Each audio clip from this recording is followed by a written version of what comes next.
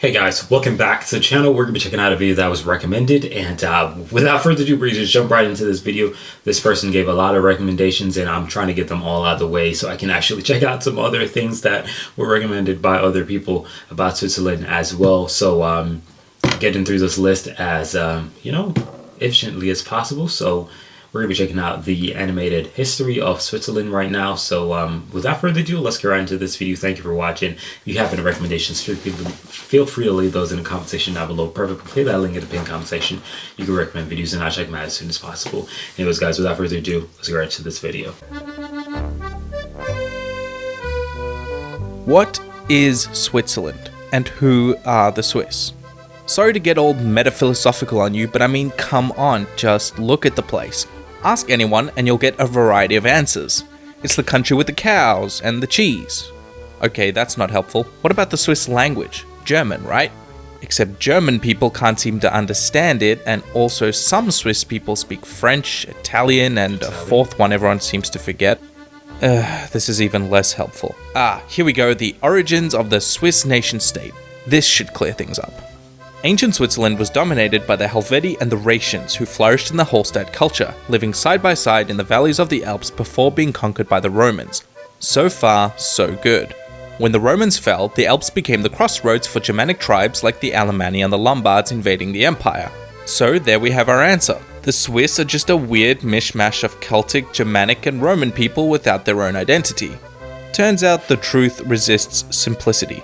Look a little closer and we can find something that united these people over all those centuries.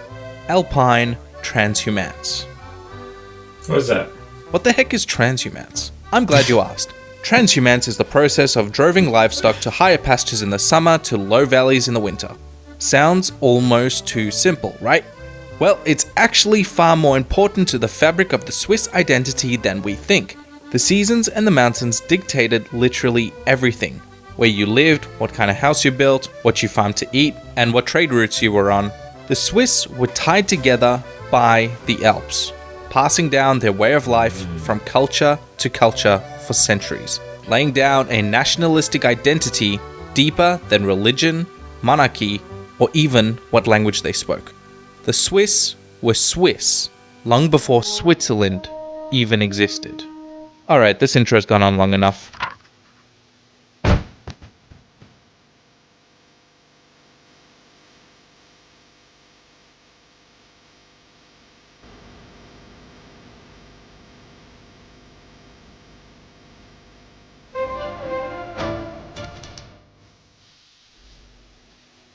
Borders separate people. They separate trade, culture, food, and language. Some borders are man-made, such as the ones we have today, but nothing separates humans like natural borders.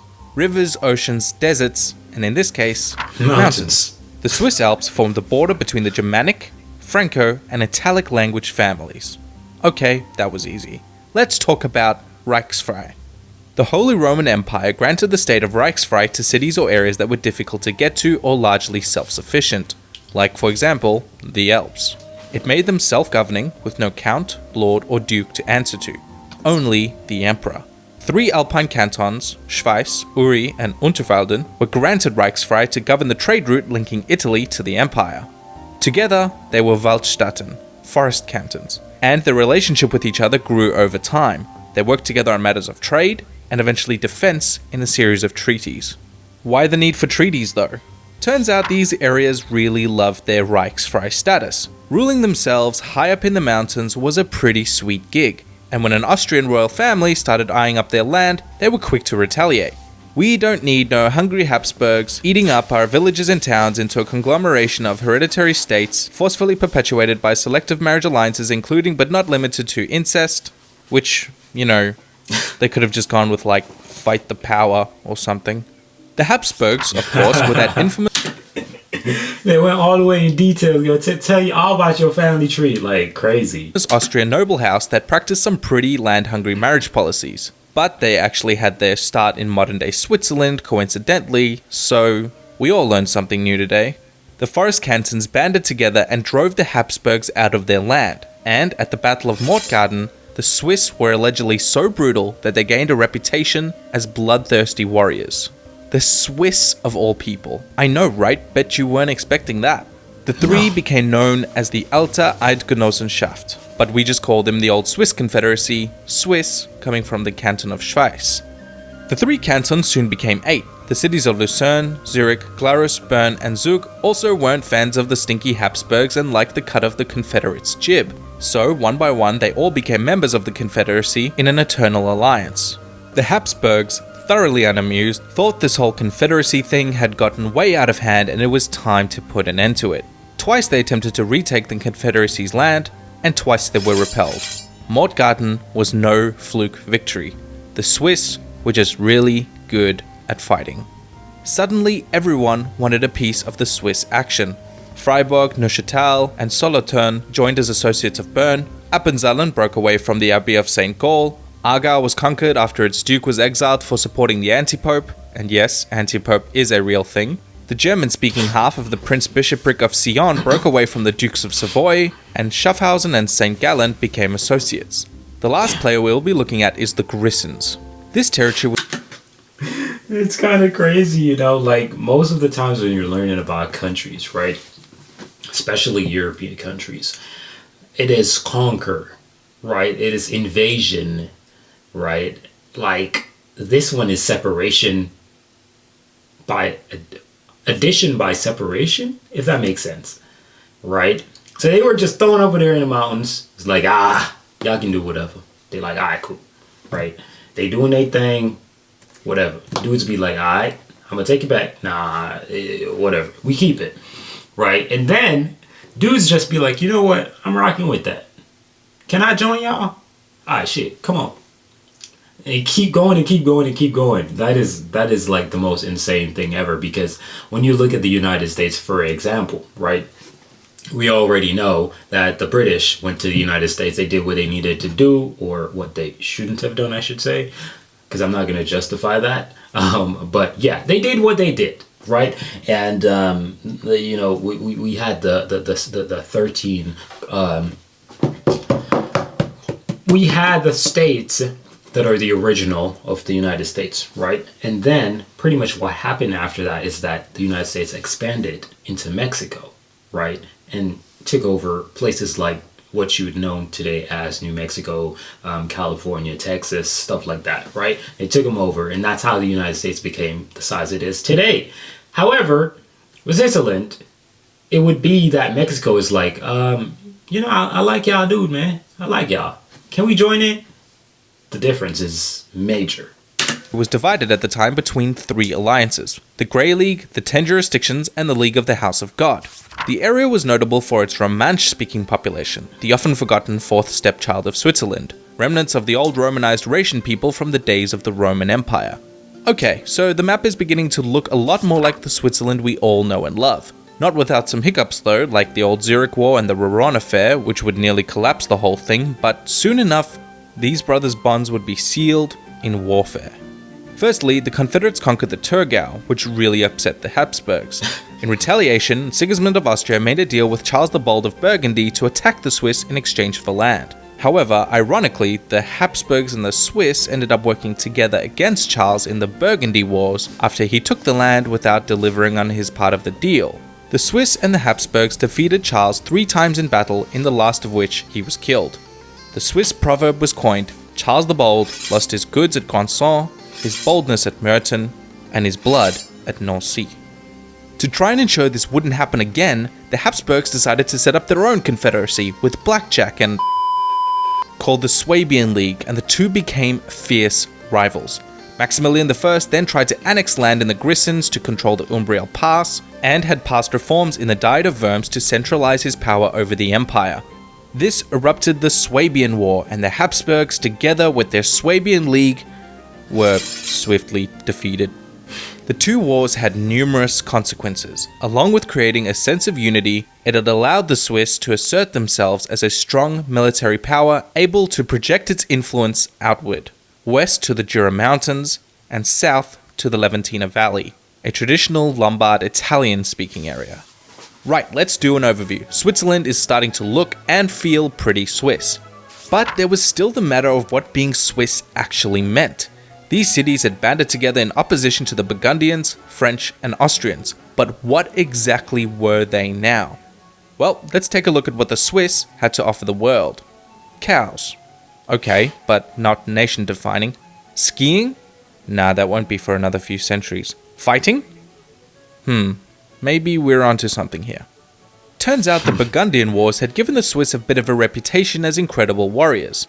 In a time when Europe was moving away from feudal levies toward career soldiers, Swiss soldiers became highly prized.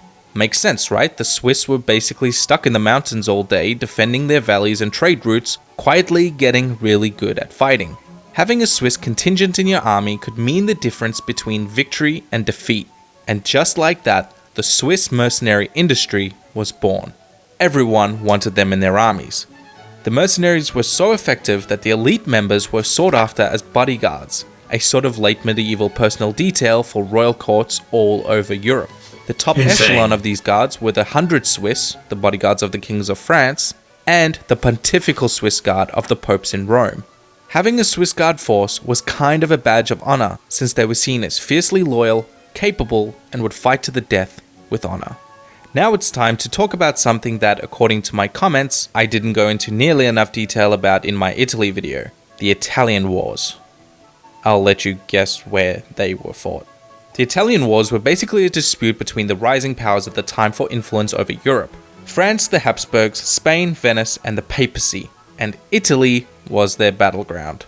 The wars themselves were long and complicated and ultimately fruitless, other than setting the stage for a rivalry between the enormous Habsburg Empire of Charles V and his French and Ottoman enemies, which admittedly became Europe has been fighting forever, bro. Damn. quickly overshadowed by Charles dealing with a troublesome monk at home, publicly declaring that the Catholic Church was corrupt and illegitimate.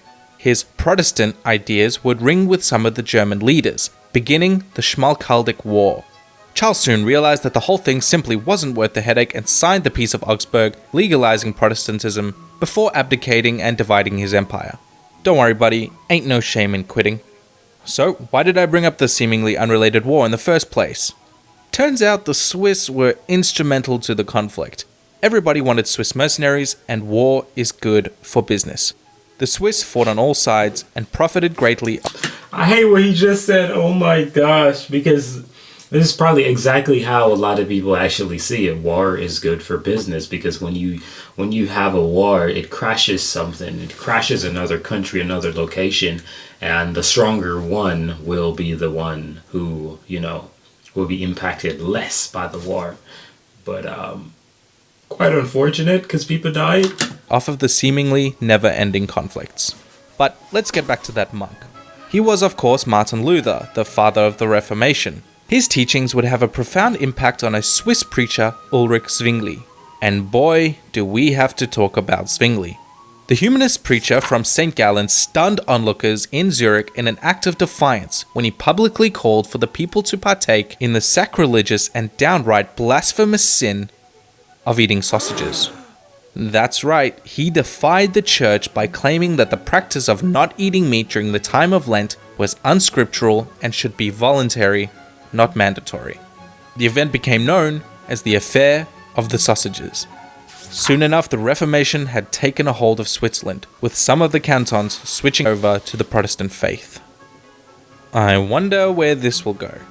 Now, the Protestant Reformation, you may recall, had a massive impact on the European continent. It kick-started the German Peasants' War against serfdom, the French expulsion of the Huguenots, the Catholic Counter-Reformation, and eventually the 30 Years' War, one of the bloodiest conflicts in European history. Now, because all sides of the war had used Swiss mercenaries, Switzerland basically stayed out of the war. But soon, the continent got tired of butchering each other and sat down to negotiate peace in Westphalia. After signing the agreement, the European powers capped off the meeting by recognizing Switzerland as independent, then tossed them the keys and told them to lock up. Thanks. I guess. So Switzerland is now fully independent, and Europe is at peace. Other than dealing with some local things, they kind of just sat around for a while, with not much to do. Okay, just kidding, let's talk about Swiss neutrality. Although their mercenaries fought in nearly every war, and the Swiss Guard were the bodyguards of dozens of monarchical courts, the Swiss themselves stayed out of wars in the early modern period. Why? Turns out the Europeans had become so dependent on Swiss mercenaries that neither side wanted the Swiss to land in the hands of the other. So everyone kind of just mutually agreed that Switzerland was neutral territory. You leave it alone, we leave it alone. Everyone can buy mercenaries, and everybody wins. Especially the Swiss, who profited greatly off of the wars. After all, if you're good at something, never do it for free. The situation reached its zenith during the French Revolution. The old Confederacy became the Helvetic Republic, and then the new Confederacy, both client states of France. Now, we all know how this story ends with Napoleon being defeated at Waterloo, because he couldn't escape if he wanted to. But as for the Swiss, the Europeans sat down at the Treaty of Paris and formally guaranteed Swiss neutrality, disbanding the Swiss mercenaries and the Swiss Guard, once and for all. The ideas of the revolution being fully put into place in 1848 after the Civil War of the Sonderbund, formally federalizing Switzerland into a modern, constitutional and federal nation-state. Switzerland was Swiss, and its citizens, no matter what language, background, or religion, were given freedoms and rights by their government.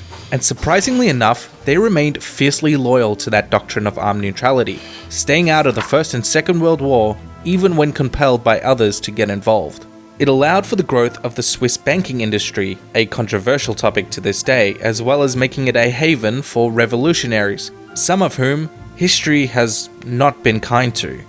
Something that embodies the Swiss legacy for me has always been the final last stand of the Swiss Guard in revolutionary France.